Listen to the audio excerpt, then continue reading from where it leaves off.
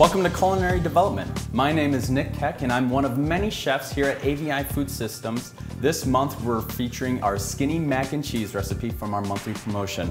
To create our skinny mac and cheese, we're going to start with our cheese sauce, which involves creating a roux. Now our roux is equal parts of butter and flour, and in this instant we're going to be using margarine. We're going to get that melting. Now, you want to make sure that your pan is on medium to medium-low heat. This is a good temperature here.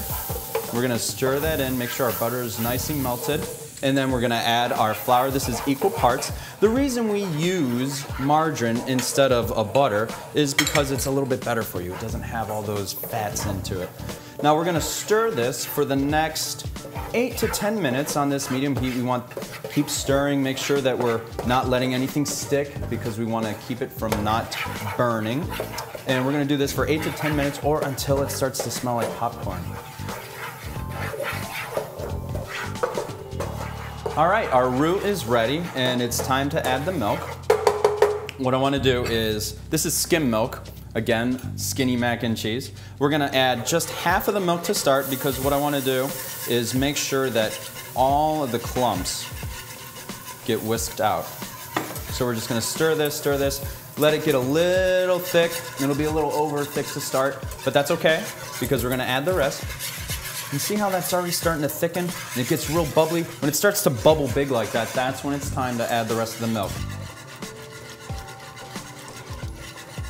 Stirring.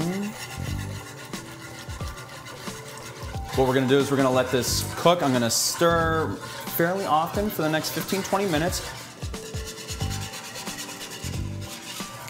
All right, as you can see, we have our bechamel, which is our skim milk with our roux. It's nice and thick. It's got a nice slow boil.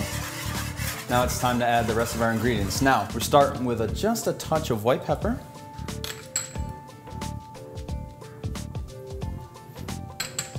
We're gonna add just a teaspoon of vegetable base. Vegetable base is a really nice addition to any sauce. It gives it a really nice, well-rounded flavor. So we're gonna stir those in. Now it's time for a little bit of Dijon mustard. This won't take much. We just want just enough to add a little bit of flavor. It's time to add just a little bit of Tabasco. That gives it another flavor, a substitute for the salt. Just a couple drops will do. Doesn't take much. If you like a little bit more, you could even do a spicy mac and cheese and you can add a lot of hot sauce, no problem. We're gonna add Worcestershire. It's just gonna take a couple drops or 2 shakes if you have your Worcestershire bottle. And we're gonna stir these in. Make sure they're nice and incorporated. Again, we're gonna keep cooking this sauce on medium-low heat. Again, you don't need this big rolling boil or anything like that. Making sure we're catching our sides.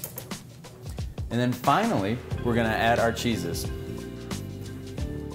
This is shredded cheddar. We're just gonna sprinkle that in. And then we have light American cheese. What we did was we took the slices of cheese and we just kind of clumped it, chopped it up, and we're just gonna drop those in there. There we go. And we're just gonna stir these in until the cheese melts.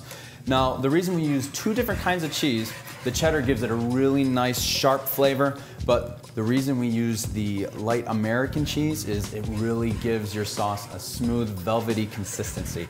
And again, by using lighter products, you get the same results, but it's not as bad for you. But we're gonna be utilizing whole wheat pasta. It's 8 ounces of cooked pasta. Gives us a couple benefits. It is 0 cholesterol, 0 sodium, it's high in fiber, and it's low fat. So our cheese sauce is looking good. We're gonna add our pasta.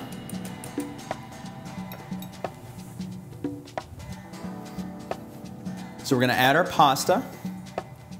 And again, this was 8 ounces cooked. And we're just gonna fold this in. Now, you can add to this, if you wanna make it a full meal, you can add this with some fresh broccoli diced tomatoes, some spinach, some grilled chicken, whatever you like. It's a very versatile pasta. What you can do is we're gonna put this in a casserole dish, and it's gonna feed about 8 to 10 people.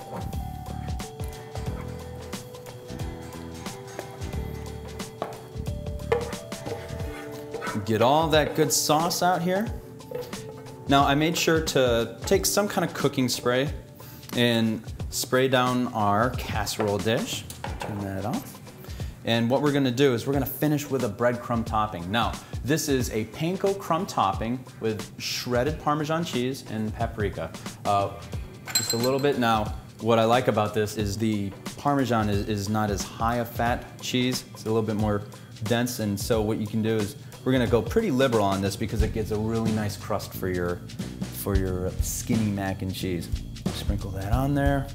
And already the paprika, it gives it a nice color when you bake it. So this is ready to go in the oven. We're gonna bake this at 350 degrees for about 15-20 minutes, or until we have an internal temperature of 160 degrees. But really, you're gonna know when it's bubbling on the outside and you got a really nice golden brown crust on top, and you can smell it baking throughout the house. Okay. All right, our mac and cheese is out. As you can see, it is beautiful. You can tell by the bubbling edges here. It's got a beautiful brown crust, and you can smell it, and I cannot wait to eat this, so I'm going to take a dish here, serve it up. Now again, folks, this will feed anywhere from 8 to 10 people. I'm just gonna take a little corner piece here. Oh, look at that. Remember, folks, when it comes to mac and cheese, it's okay to think outside the box. You'll find the recipe below. Go ahead and click it and enjoy it tonight. I'm Nick Keck with AVI Food Systems for the love of cheese. Bon appetit.